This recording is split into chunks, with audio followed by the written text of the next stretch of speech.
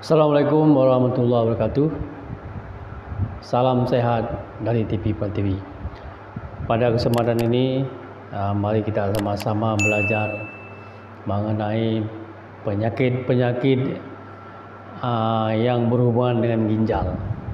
Jadi ginjal kita ini adalah organ yang sangat vital.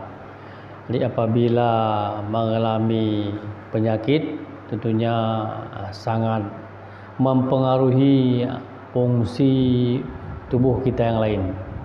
Karena ginjal kita ini memiliki peran yang sangat penting, di mana fungsi ginjal kita yang pertama untuk mengeluarkan toksin atau racun-racun dari hasil metabolisme yang kita makan setiap hari. Jadi bahan-bahan yang tidak berguna lagi akan dikeluarkan melalui ginjal, juga langsung melalui urin. Kemudian yang kedua, menjaga keseimbangan cairan dan elektrolit. Di tubuh kita tetap seimbang, kebutuhan cairannya dijaga oleh ginjal, juga elektrolitnya. Kemudian menjaga agar tetap tekanan darah, tensi kita stabil, tidak terjadi perubahan yang drastis.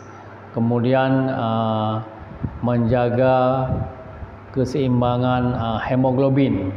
Jadi ada hormon eritropoietin untuk menjaga keseimbangan tersebut. Kemudian menjaga agar mudahnya diserap vitamin D dan kalsium oleh tulang.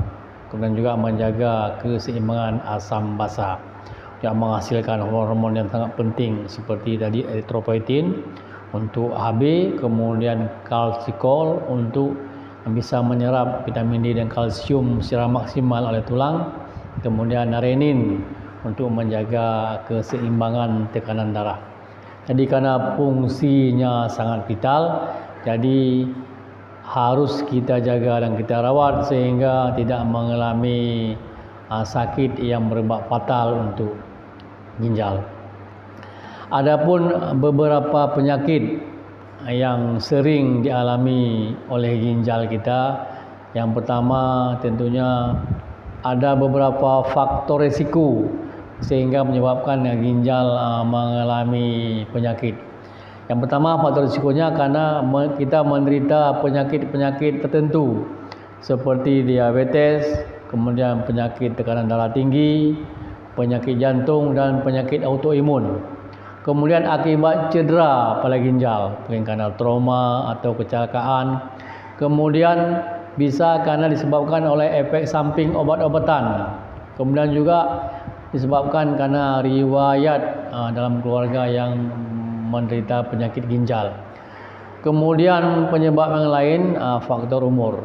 Biasanya pada umur-umur lansia di atas 60 tahun rawan untuk menjadi faktor jadinya gangguan pada ginjal. Kemudian pola hidup yang merokok dan minum alkohol juga ini akan mempengaruhi dan menjadi salah satu faktor risiko terjadinya gangguan pada ginjal. Kemudian perlu kita ketahui berbagai macam penyakit ginjal. Yang pertama, penyakit infeksi. Ini penyakit infeksi ini biasanya awal dari penyakit infeksi saluran kemih. Karena pada saat penyakit infeksi saluran kemih tidak diobati dan adekuat sehingga bisa menjalar menjadi infeksi ginjal yang sering disebut dengan pyelonefritis. Ya, penyakit ini menimbulkan gejala-gejala demam, mual, lemas, nyeri dan sakit saat buang air besar. Juga bisa menyebabkan kencing bernanah dan berdarah dari kencingnya. Kemudian untuk mengobatinya tentunya dengan diobati oleh dokter dengan memberikan antibiotik yang adekuat. Malah kalau yang berat mesti dirawat dengan pemberian antibiotik dan cairan secara intravena. Kemudian yang kedua penyakit yang juga paling sering ini akibat penyakit batu ginjal. Batu ginjal ini disebabkan karena menumpuknya zat-zat tertentu seperti kalsium, oksalat, asam urat, fosfor yang mengkristal. Kemudian kristal ini menggumpal sehingga pengendapan ini menjadi batu di dalam ginjal. Risiko dari terjadinya batu ini adalah yang pertama karena kita kurang minum air putih. Air putih ini idealnya adalah 30 cc per kilogram berat badan. dan dipengaruhi juga oleh aktivitas dan lingkungan dan suhu di sekitar kita. Kemudian terlalu banyak makan makanan asin, terlalu banyak makan makanan yang terlalu manis. Ini menyebabkan juga jadi gangguan, menyebabkan batu ginjal. Kemudian penyakit-penyakit seperti hiperparatiroidisme, kemudian infeksi saluran kemih. Ini adalah faktor-faktor yang bisa menyebabkan terjadinya batu ginjal. Batu ginjal ini apabila kecil mungkin tidak mengganggu dan tidak menimbulkan keluhan.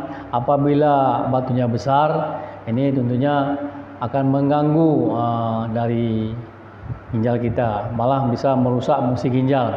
Pengobatannya tentunya kalau yang kecil mungkin dengan minum air putih atau obat-obat yang bisa memecah batu ginjal. Apabila besar, tentunya memerlukan tindakan operasi ataupun dengan cara memecahkan batu yang sering disebut dengan ISWL. Kemudian yang ketiga, gagal ginjal akut. Gagal ginjal akut ini suatu kondisi ketika fungsi ginjal menurun secara tiba-tiba. Ini penyebabnya bisa karena cedera pada ginjal, kemudian karena pendarahan yang hebat, dehidrasi yang berat, sepsis, dan efek samping dari obat-obat tertentu. Kelainan pada ginjal seperti batu dan glomerulonephritis juga bisa menyebabkan gangguan ginjal akut. Kondisi ini bisa menimbulkan gejala-gejala seperti pembengkakan pada tungkai, kaki lemas, menjadi kurang pipis dan sesak napas, penurunan kesadaran dan sampai menyebabkan kejang. Pada penderita gagal ginjal akut memerlukan perawatan yang intensif di rumah sakit. Kemudian pasien akan dianjurkan untuk membatasi pemakanan kalium dan diberikan obat-obatan untuk memperbaiki fungsi ginjalnya, dan apabila diperlukan dengan cara menjalani cuci darah ataupun hemodialisa. Kemudian yang keempat, penyakit ginjal kronis. Penyakit ginjal kronis terjadi mungkin kelanjutan dari penyakit ginjal akut yang tidak ditangani secara adekuat. Penyakit ginjal kronis ini apabila belum parah tidak menimbulkan gejala, dan akan menimbulkan gejala apabila telah mengalami berat. Penyebabnya bisa karena penyakit seperti diabetes mellitus, hipertensi, juga bisa disimpulkan oleh penyebab-penyebab yang lain yang bisa menyebabkan gangguan ginjal yang lebih berat. Kemudian pada penderita gagal ginjal kronis memerlukan perawatan di rumah sakit yang diberikan obat-obatan untuk memperbaiki fungsi ginjal, dan apabila diperlukan juga lakukan dengan hemodialisa dan malah bisa dengan transplantasi ginjal untuk mengganti ginjal atau cangkok ginjal. Kemudian yang kelima, nefropati diabetik. Ini adalah penyakit ginjal yang disebabkan oleh diabetes atau penyakit gula, di mana kadar gula yang tinggi dan tidak terkontrol dalam jangka panjang akan menyebabkan gangguan-gangguan pada ginjal. Gangguan ini tentunya akan bertambah berat dengan terjadinya gejala-gejala gatal, urin berbusa, tubuh lemas, serta pembengkakan di wajah dan lengan. Untuk menangani penyakit ginjal ini akan diberikan pengobatan dengan mengontrol tekanan darah, menjaga kadar gula, menjalankan diet rendah garam, serta hemodialisa, tindakan terakhirnya. Kemudian penyakit sindrom nefrotik. Nefrotik sindrom ini adalah suatu kebocoran dari ginjal. Ini menyebabkan protein dijumpai di urin. Karena gangguan ginjal ini bisa disebabkan oleh karena infeksi, bisa karena diabetes, bisa karena lupus. Sehingga gejala-gejalanya bisa urin berbusa, ada bengkak di kaki, bengkak di lengan, serta kehilangan nafsu makan. Penanganan sindrom nefrotik ini perlu disesuaikan dengan penyebabnya. Misalnya apabila karena infeksi, dokter akan memberikan pengobatan untuk mengatasi infeksinya.